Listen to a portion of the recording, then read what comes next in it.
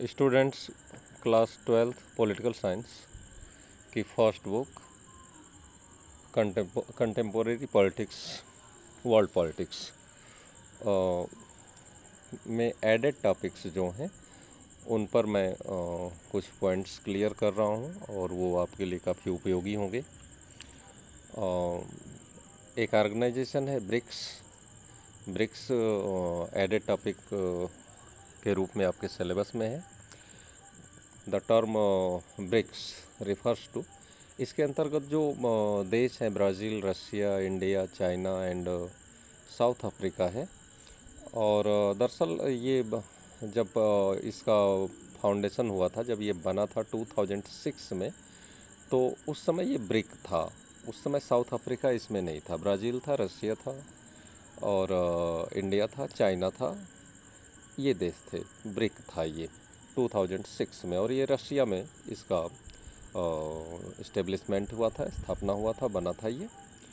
और ये 2009 में ये ब्रिक्स बना, यस इसमें जुड़ा उस समय जब साउथ अफ्रीका भी इसका मेंबर बना, और 2009 में ये ब्रिक्स हो गया। 2006 में ये ब्रिक था केवल, BRIC। और ये मूलतः इन देशों के बीच में जो ब्रिक्स के मेंबर कंट्री हैं, इनके बीच में कोऑपरेट और आर्थिक इकोनॉमिक लाभ जो है, इकोनॉमिक बेनिफिट को डिस्ट्रीब्यूट करने के संदर्भ में ये बना हुआ है, आपस में सहयोग और इकोनॉमिक जो बेनिफिट्स हैं, आर्थिक लाभ हैं, उनका डिस्ट्रीब्यूशन हो इन सभी मेंबर कंट्रीज में। और non interference in the internal policies of each nation and mutual equality.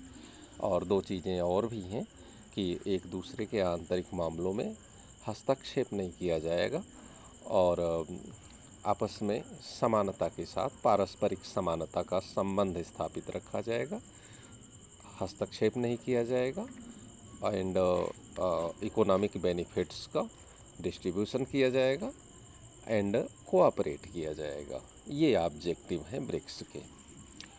And 11th conference of BRICS concluded in Brazil in 2019 में, ये 11वां समिट इसका हुआ है ब्रिक्स का ब्राज़ील में, और उसके चेयरपर्सन थे ब्राज़ील के प्रेसिडेंट जायर बोल्सोनारो। तो इतना फैक्ट ब्रिक्स से रिलेटेड है, इन सबको अच्छे से देख के मैनेज करिएगा। और नेक्स्ट एडेड टॉपिक के रूप में हम लेते हैं तो वो सार्क है, south Asian association for regional cooperation. South Asia का मतलब इंडिया है और उसके नेबर्स कंट्री हैं जो कि मिल करके बनाते हैं south Asian association for regional cooperation, SAARC. और inter governmental organization and geopolitical. तो मतलब जब एक से अधिक गवर्नमेंट मिल करके कोई संगठन बनाती हैं, तो कई गवर्नमेंट इसमें मिल करके, जितने भी साउथ एशिया रीजन के जो कंट्री हैं, उनकी सभी गवर्नमेंट मिल करके इस ऑर्गेनाइजेशन को बनाई हुई हैं, इसलिए ये इंटर गवर्नमेंटल ऑर्गेनाइजेशन है and geopolitical union of states in south Asia. तो ये जो है साउथ एशिया का जियोपॉलिटिकल, जियोग्राफी है, पॉलिटिकल है। तो जो जियोग्राफी है साउथ एशिया की, साउथ एशिया सब कॉन्टिनेंट के रूप में भी जाना जाता है। तो इस जो जियोग्राफी है साउथ एशिया की और उसकी जो पॉलिटिक्स है, तो उसको मैनेज करता है SAARC.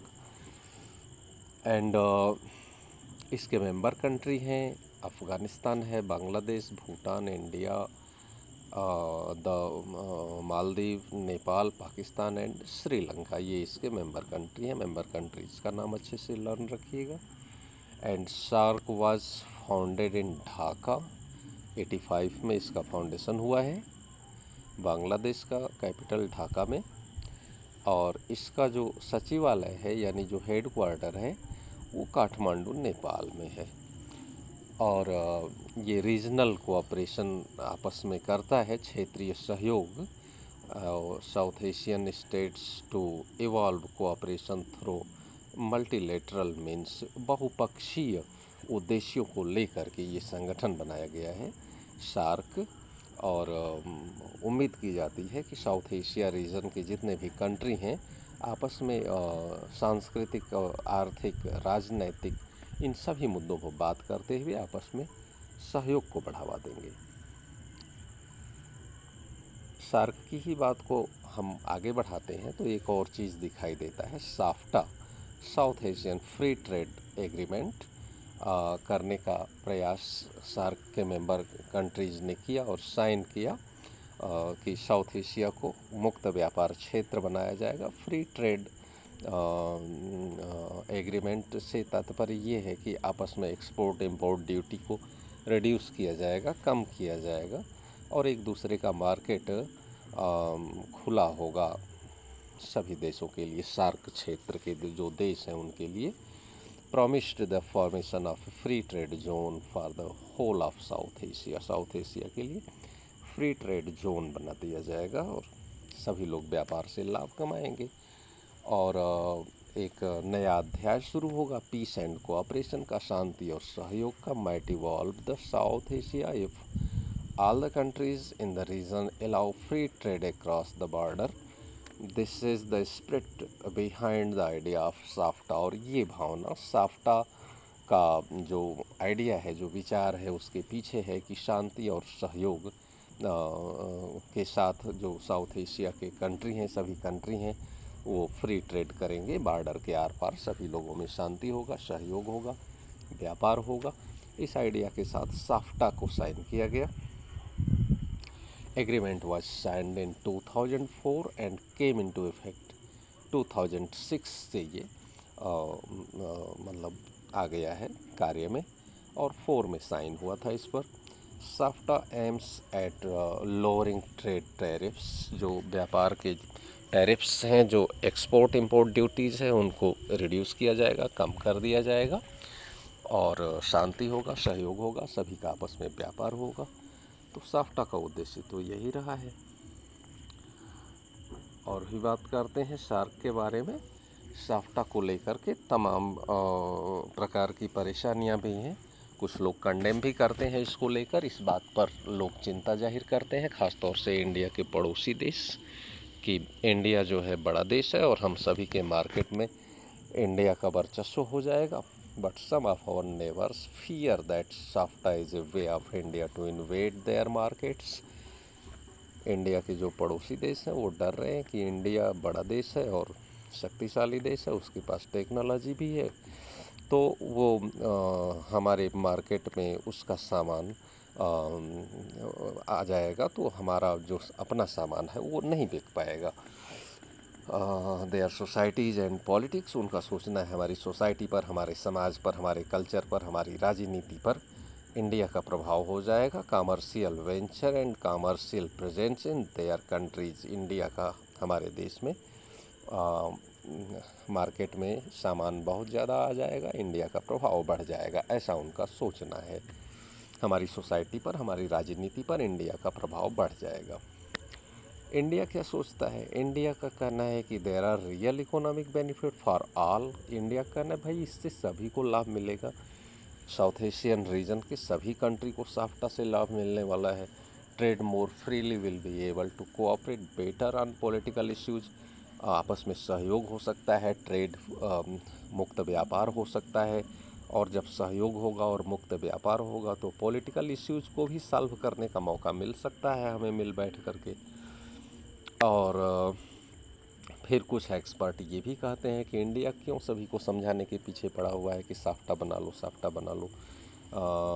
Some in India think that SAFTA is not worth the trouble since India already, SAFTA का कोई ज़रूरत नहीं है, ऐसा कुछ लोग हैं इंडिया के जो मानते हैं, क्योंकि ऑलरेडी हम लोग कई देशों के साथ bilateral agreement with Bhutan, Nepal and Sri Lanka, इन देशों के साथ तो ऑलरेडी हमारा द्विपक्षीय संबंध है, बायलैटरल संबंध है तो फिर हमको साफ्टा की ज़रूरत क्या है। हम पर्सनली एक एक देश के साथ अपना बायलैटरल रिलेशन बना लेंगे। तो इस तरह से साफ्टा पर कुछ बातें ये हैं, इनको अच्छे से रखिएगा। और इंडिया की अगर हम बात करें 21st सेंचुरी में इंडिया की स्थिति क्या है, तो India important emerging global power, India एक महत्वपूर्ण वैश्विक शक्ति के रूप में उभर रहा है और मल्टी डायमेंशनल वे और ये मतलब बहुमुखी प्रतिभा के साथ ये सामने आ रहा है और इसका पावर बढ़ रहा है, हर क्षेत्र में बढ़ रहा है मल्टी डायमेंशनल वे से। इकोनॉमिक हो, कल्चरल हो, स्ट्रेटजिक पोजीशन हो of the country with the population of more than 135 crore is very strong.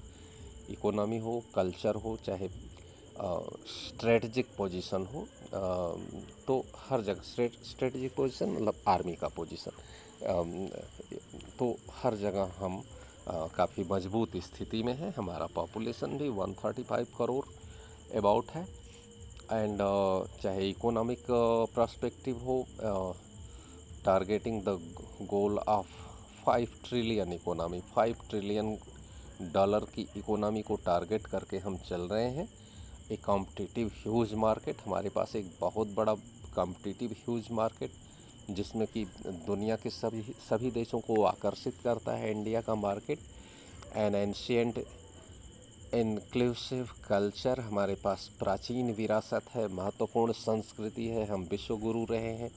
With 200 million people of Indian diaspora spreading across the global import distinct meaning, और India के 200 million लोग दुनिया भर में Indian diaspora spreading दुनिया भर में फैले हुए हैं, इंडिया की कल्चर को दुनिया भर में फैला रहे हैं। दुनिया भर में हर महत्वपूर्ण जगहों पर इंडियंस बैठे हुए हैं। Import distinct meaning and silence to India as a new centre of power in 21st century. 21st century में इंडिया को एक महत्वपूर्ण शक्ति के रूप में ये सारी चीज़ें, इकोनॉमिक पर्सपेक्टिव हो या 5 ट्रिलियन इकोनॉमी को लेकर टारगेट हम चल रहे हैं। कॉम्पिटिटिव ह्यूज मार्केट हमारे पास है, बड़ा मार्केट है, और एक एंशिएंट कल्चर हमारे पास है। इंडिया के बहुत सारे लोग 200 मिलियन पीपल पूरा दुनिया में फैले हुए भारतीय संस्कृति को, भारतीय कल्चर को हर जगह फैला रहे हैं। स्ट्रेटजिक पर्सपेक्टिव अगर हम देखें तो मिलिट्री के मामले में हम सेल्फ सफिशिएंट स्थिति में आ रहे हैं। न्यूक्लियर टेक्नोलॉजी हमारे पास है और making it an other nuclear power, हमको जो है न्यूक्लियर पावर के क्षेत्र में भी हम सेल्फ सफिशिएंट पर्याप्त स्थिति में है, आत्मनिर्भर स्थिति में है। तो मिलिट्री पर्सपेक्टिव से भी हम अच्छी स्थिति में हैं। और मेक इन इंडिया के द्वारा हमारे पास टेक्नोलॉजी एंड साइंस के क्षेत्र में हम महत्वपूर्ण उपलब्धियां हासिल कर रहे हैं। Milestone of Indian economy, all these changes are making India in an important centre of power in present world. 21st century के वर्ल्ड में इंडिया को ये सारी चीज़ें एक महत्वपूर्ण पावर के रूप में स्थापित कर रही हैं। स्टूडेंट्स, कुछ और एडेड टॉपिक्स हैं जिनको हम नेक्स्ट वीडियो में नेक्स्ट डे आपको उपलब्ध कराएंगे, जो आपके लिए काफ़ी उपयोगी होगा। थैंक्स।